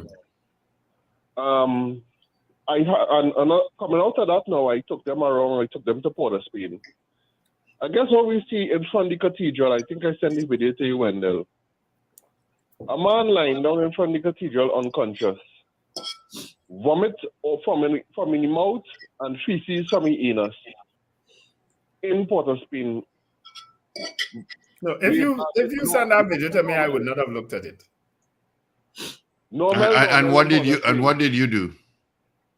What did I do? I documented it and I sent it to the social welfare department and to some media houses. So you didn't call 999 and say there's a gentleman 999 is not going to do anything about that. All right. So let me ask you again. So you didn't call the authorities to say this, and there's an unconscious man. He sent it to social welfare for you. No. Yeah, he sent it to social welfare, but I'm asking him if he had called the authorities to say there's an unconscious man that is lying down by the cathedral and he needs help. Who authorities should I have called? That's why I said call 999. And Steve, I'm aware 999 is not going to do anything. While I understand your concern, Steve, is seeing a human being lying on the ground in Port-au-Spain is not an unusual thing. No, it's not an unusual thing, but... How does he know the man is unconscious? The man is just lying down there. I see people motionless in Independence Square lying around all the time. Should I call 999 for all of them? No, but if he sees the gentleman has thrown up and feces and so on, clearly he's not a regular man lying down. There's something wrong. Let me tell you something. I see that on a regular basis in Independence Square. Yeah. Okay? That sort of scenario on a regular basis in Independence Square. I see that in Brooklyn the other day. I want to talk about a situation I saw last night. Yeah, quickly. All my lines are lit up, so everybody's on hold while you continue. Go ahead. I saw Mark Vassant interviewing the Guyanese Prime Minister in Guyana in his office, what appeared to be his office last night and thing. And I was slightly ajarred when I noticed Mark Vassant left Trinidad knowing he was going on an interview, most likely knowing he's going on an interview with the Prime Minister of Guyana. And Mark Vassant's in our track pants and our t-shirts. That is how Mark Vassant is dressed most times, While the Guyanese Prime Minister is fully dressed to jacket, tie, thing, Mark Vassant is interviewing the Prime Minister of Guyana in a track pants and a t-shirt. I don't know. I don't blame Mark Vassant. No, I blame the media house he's representing. I blame the media house he's representing. Because if I was he couldn't do like that. I agree with you there, Paul. I did. You're right, Lincoln. I did notice it too, and I was like, okay. It had a kind of informal air to it, and I was like, oh, okay. I blame him, and I blame the whoever he was interviewing, because if he was coming to interview me, I said, is he the cameraman? Because he's not interviewing me in that condition. I think it's inappropriate. Highly. I didn't see it, but generally that's how Mark Vassant moves around, every now and then he might have put on a blazer. Prime Minister, so you can't go and talk to a Prime Minister, foreign Prime Unless Minister. it wasn't planned. You left Trinidad. And then how you have not planned to interview a Prime Minister? I had a story. But I'm just supposing here. I don't know. Is he partner? Yeah. Well, they might be friends. They must be went by bar. Right. No, Thank you, Lincoln. He must be walk out by the bar with Mark and take a drink after.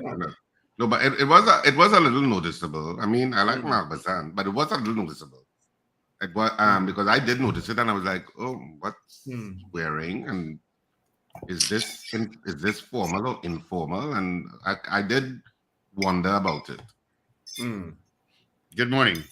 Morning, gentlemen, Morning. and season greetings to you all. I must agree with, actually, I have to say what Miss Dabadi said. I don't look at TV6 Morning Edition as long as Ubashi Tiwari is doing it.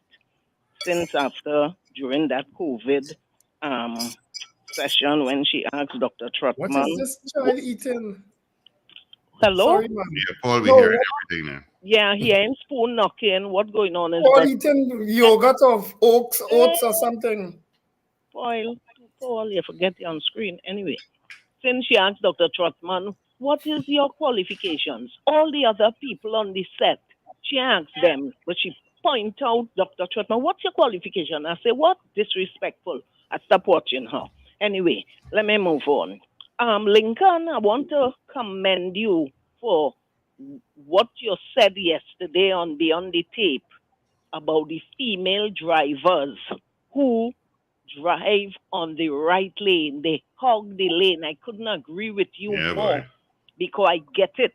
You want to, I heard a woman calling, talking some crap about, when you had to turn on to Diego Martin Mirror. I know what the hell she talking about. But anyway, I have experience. You're on Wendy Fitzwilliam Boulevard, you turn on to the Diego Martin Highway, and these women drivers will stay in that right lane. They meet in Sierra Leone traffic light. They're not going across Sierra Leone Road. They meet in Crystal Stream. You know where they're going? Four Road. They're going to Four Roads traffic light, like if you're going to Starlight. And they will hog that lane. Lord have mercy, I just get so vexed. I saw somebody post something where the TTPS said they're going to be charging drivers. I say, what? Trash, waste of time. That's not happening because the police do not enforce the laws. I know that was never happening. If they will, whenever they see drivers hogging a right lane, dragging traffic from Wendy Fitzwilliam Boulevard, come up behind them or go to the side, blow all your horn and let them know. Some of them not, like they are aware. They're not aware and waste of time blowing your horn behind them because now they're not moving. So I must commend you, Lincoln, for what you said yesterday. And I hope Superintendent Alexander take your advice. My next point is, I want to say to Hazel Thompson-Ahi, Senator Hazel Thompson-Ahi, I wonder when you read what those boys in that school, that primary school, did to that 5-year-old boy who fed him biscuits that was dipped in the toilet, dragged in a drain, and give him to eat. I wonder how legal that is, Miss Thompson-Ahi. How legal? Because you seem to be opposing Milat and they're going to Milat. I wonder if that was your grandson. How you would have feel to hear that thing bother me. It upset me. And if those boys are in primary school and they exercising that type of bullying, Lord have mercy, what's gonna happen when they reach secondary school? Y'all deal with that situation, and I just can't understand why principals, teachers like to sweep things under the carpet, and then it explode in all your face. And it's the same thing happened at Nelson Street Boys when a little boy was complaining to his mother, some bigger boy coming and touching his penis in the toilet. And the mother go to the principal did nothing. Well, the woman walk in front of the express with a placard and expose everything, and they've done the same. They're too ridiculous. They don't like to handle issues. That is something serious. Good Lord, the boy end up in Mount Hope with gastro. Man, look now. Look, please. Anyway, All right. y'all have a wonderful weekend. Okay, Miss Henry. Bye-bye. Yeah, sometimes I think principals or teachers in charge of dealing with those kinds of issues are not. I don't know. They seem very lackadaisical in dealing with the issue of bullying and students who are obviously going down a certain pathway. Because if it is that any child that is being bullied, it is often that it's reported. Yeah. And if it's so that boy being bullied, that would not have happened just suddenly that day. Yeah. That would have been a progression of a particular kind of behavior from this group of guys, however much the number, 2 or 3, I don't know how many they were. And I'm sure it has been brought to the attention of these school authorities before, but they don't deal with it. And so either parents deal with it like how that lady would have dealt with it, or otherwise. I remember once there were some children passing in front of the house years and years ago, and these little children, primary school children, if you hear the cursing, Lord, they carried on. I went to the school. I was motivated enough that I went to the school the following day, and I said, look, you all obviously have some sort of problem. I spoke to the principal, I said, because some children were passing in the road, and the language they were using was terrible. And I said, I don't know, you need to address it. How do you think I should address it? I say, you're the principal. You got a way to address it. Well, I can't. You took any names? I say, are you serious? The principal asking you that? If I took any names. And I was like, what? I said, there are ways and methods in addressing issues like that. That's what you're trained as a teacher for. Yeah. How do you rebalance that? Work it out. You call an assembly of the school and you speak in general. Exactly. So I realized after that, I said, no, I took no names. You have a good day, and I left. Right. We have a call here, guys. Thanks for holding. Good morning. How you? Hello, morning. Morning. Morning, guys. I voted yes on a poll. Yeah, this is Alistair. In the context of not necessarily the age, like, okay, you're putting 10, 15 years as an MP or whatever minister, whatever portfolio. I think it's time for you to leave. Now, you can be a recently retired person at 65, now entering politics. And you would have something to offer because you would have lived a life knowing things, what happened, what didn't happen. And you can offer at same 10, 15 years. Similarly, it might have presently a 30-year-old MP. Next 15 years, I feel it's time for them to move on. So you're talking term limits then? Well, yes, term limits. I think that will do a good because we have some young people in parliament that do not produce anything, you know.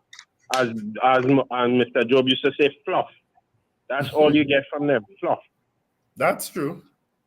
Yeah, so in the context of you might have some people who just recently retired at a doctor at 70 or a lifelong public servant at 65 or whatever age, and they can offer remarkable things at 65, a 10-year, and the country will be the better for it. Yeah. I think it's up to the individual. It really is up to the individual. Yeah, but I don't think I'm from South, and I don't even think people in South like Rodney Charles. They didn't like when he spent the big wheel? Well, I don't think people is be like, he is the South version of Mr. Hines. Oh, gosh. What does that mean? I don't understand the analogy.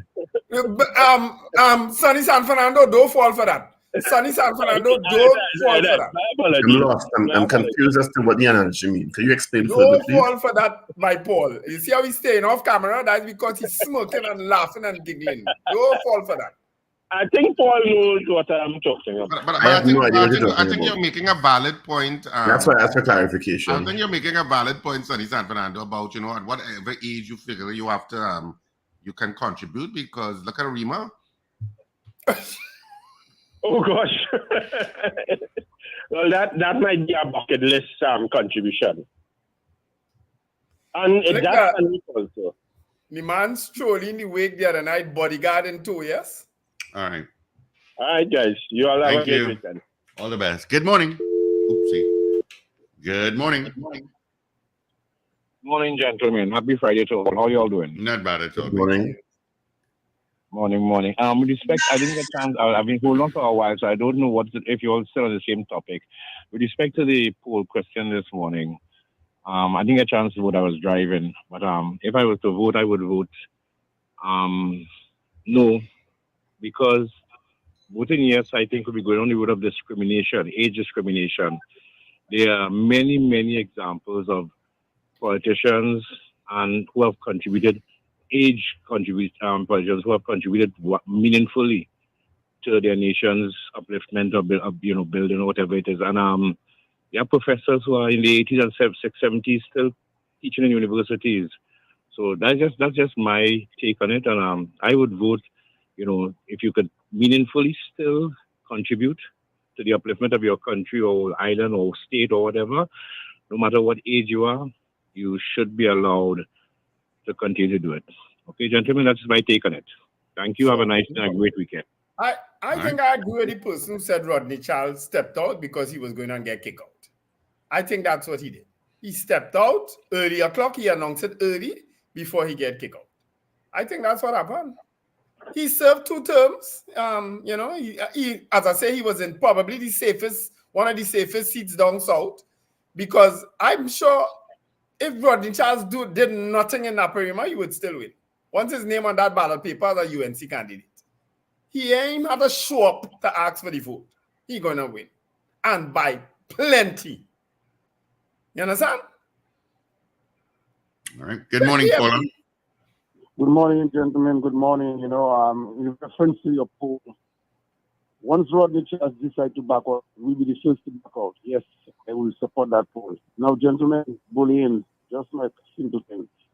In New York City, not just a couple of days ago, a 12-year-old was arrested or detained by police for stabbing another kid. And there was a discussion on one of the local stations here. They were saying, and if you make the comparison, I think it's a true comparison. That's from the time the school start to give these kids these gadgets instead of having the textbooks. And they use these gadgets to invent or look at all sorts of things and try to, practice it on the other kids in the school. They say from the time those things start happening, bullying has just spiked up in public schools in New York City. So I don't know if it's the same in Trinidad, but when I listen to that discussion and I make the comparisons, and again, in reference to the poll, when you listen to the brilliant minds on Power 102, the young minds like Richard, Rago Bassin, Wendell, Dr. Paul, you listen to Dominic Romain, you listen to Obika, all these are young, brilliant people. You listen to them and you listen to their policies and their discussions. I think they can be meaningful public servants for the country. Have a great day, gentlemen. I'm listening. God bless you guys. All right. Thank you, New York. I ain't so sure you're right about Richard and Paul being young, though. But we'll go with that. We'll accept that. We'll accept that. Yeah, play all yourself. Good morning. Hi, morning, gentlemen. Carol here. Hey, Carol. Good morning. Hey, Carol. Hi, morning, all. Listen,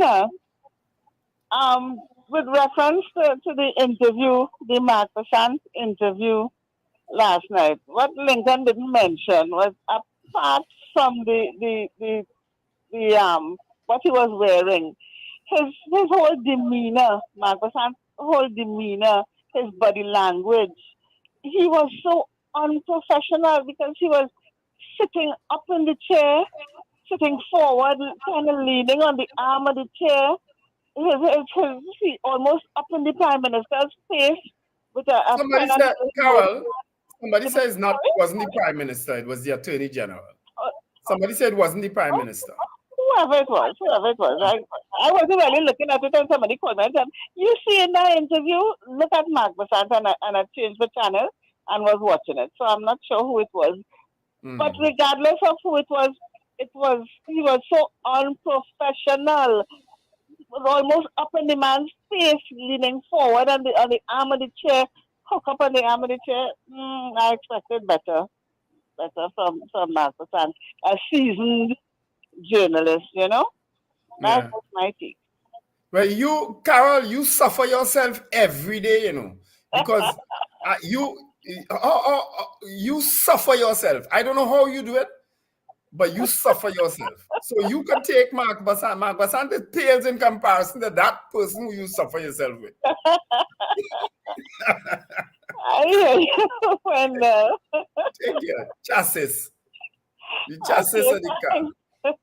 All right, Carol. Thank you. Have a good one. Who the hell says chassis? Good morning. Huh? What the framing of a car? What is it called? Where you put the body of the car? The framing. What it called? Morning. The chassis? No, chassis. Okay, good morning. All right, let's grab this call. Morning. I don't know chassis. I don't know chassis. Mr. Pinal here. I don't know if you're hearing me. Somebody say something. Yeah, we are hearing you. Go ahead. Yes. The question of term limits and how old you have to be and so on. I would throw all of that out the window. Narendra Modi of India will go for a third and fourth term. He will win, and the world seems to think he's doing a great job, at least economically, for his, the growth of his country and so on, development and all that, poverty reduction and this, that, and the other. So I don't think you could take that argument to that 1 billion plus 1.4 billion people. Well, he will have his opponents and all that, right? They would think he should be out for a whole number of reasons, probably not age or term limits. Now, my problem with government on the whole really has to do with a cabinet reshuffle, because you're taking the position there that we are in this little boat and these are all the people that are willing and able to serve. And therefore, if you're doing a bad job, I have to put you somewhere else. I cannot dispose of you because then we will be short of people. There's nobody else who can come in. I would think that anybody that needs to be shuffled out of cabinet. And yes, Wendell, I know all the parties do it and so on. My argument stands. Why is it that you limit yourself to this 10 or 20 or however many here and then wherever this cabinet reshuffle concept was invented? If you have a bunch of people and 3 or 4 of them are not doing their jobs, you don't move them around to do a bad job in another ministry. That might be an occasional thing that somebody is not a good minister of works, but he might make a good minister of national security. Well, that didn't work, but you might get that somewhere, sometime, few and far between. But this idea that this works, from government to government, from country to country, I don't buy that. I don't buy this idea of a cabinet reshuffle as a general concept, which seems to be widely believed in. Governments get support for that, So I would say that's where the problem is, and not age limits and term limits. Thank you so much. All right. Thank you. Good morning. Good morning, gentlemen. Morning. Okay, thank you. I want Mr. Pinal to know the man from India old, but Kamala old, and she got to go because he's old and he's doing work, and she's old and doing nothing, only making mischief. So I want them to know that. Okay? Have a blessed weekend, y'all. Who he was talking about that was a leader. He was talking about Narendra Modi. Yes, Narendra Modi spoke about. Yeah. So under Narendra Modi, India has become less and less secular, so it's a big concern. And free press has been dumbed down under his rule. So there are areas of huge concern for a lot of Indians. India has always been there's a huge segment of India that's always been very,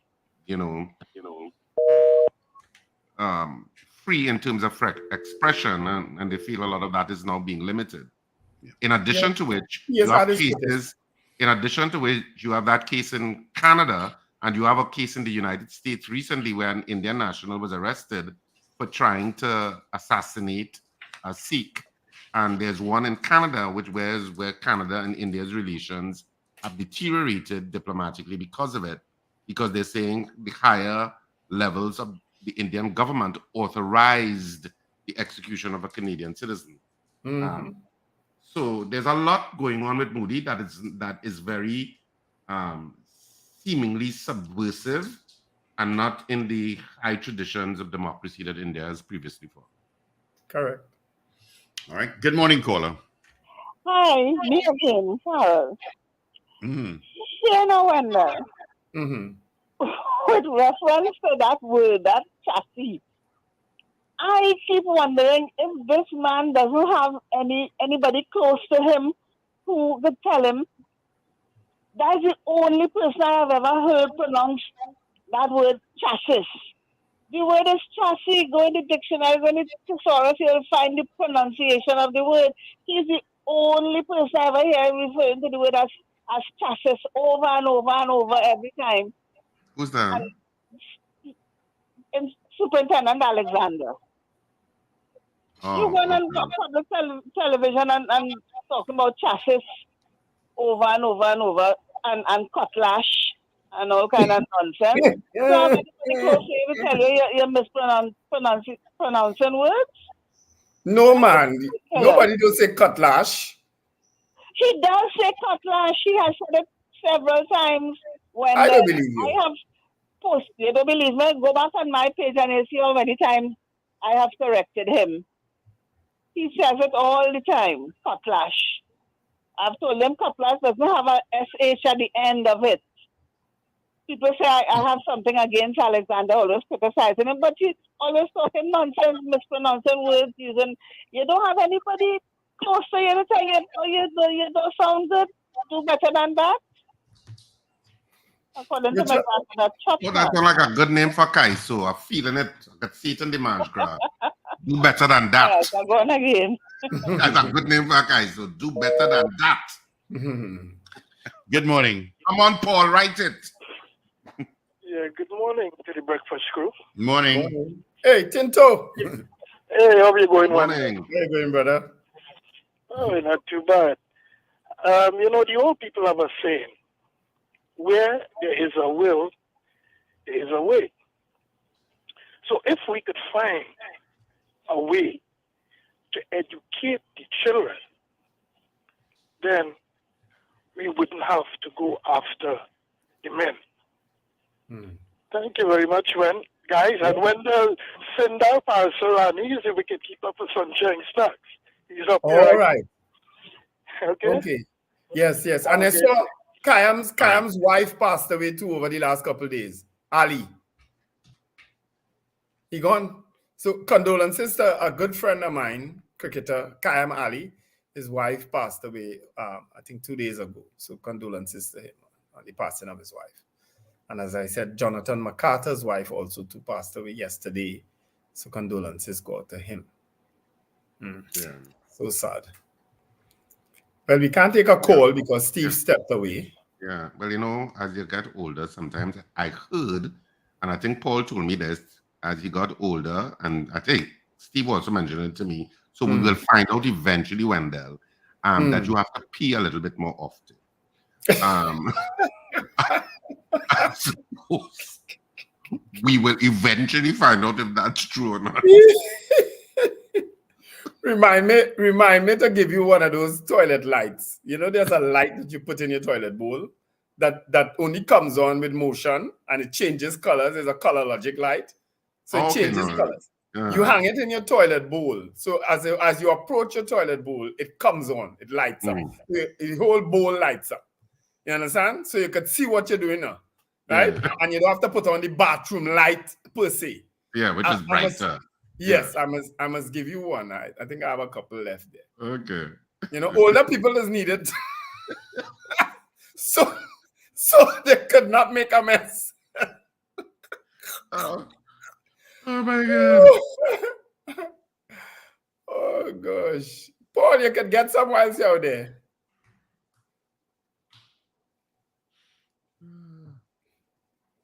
All right, let's wrap it up, gentlemen. It's 2 minutes before the hour of 8 o'clock. Have a rebroadcast coming up next hour. All right, so of course, the weekend has begun, people. It's Friday, so put a smile on your face. We neglected to say that throughout the last 2 hours. The weekend has begun, so enjoy it. Whatever you do, remember to smile and laugh. It's great for your health. And congratulations again to my friend Taylor Swift for winning Times Person of the Year. All right. Folks, have an absolutely wonderful weekend. Be careful on the nation's roads. Look out for the young ones and remember to let go and let God. Bye-bye. Bye, Mrs. R. All right, gentlemen. Have a good weekend. Chat bright and early come Monday morning. Of course, our guest on Monday will be Garvin Hira. All right. So we'll talk a bit about Guyana. All right, let's get into our 8 o'clock news brief. A.V. Sinhill Bab is in.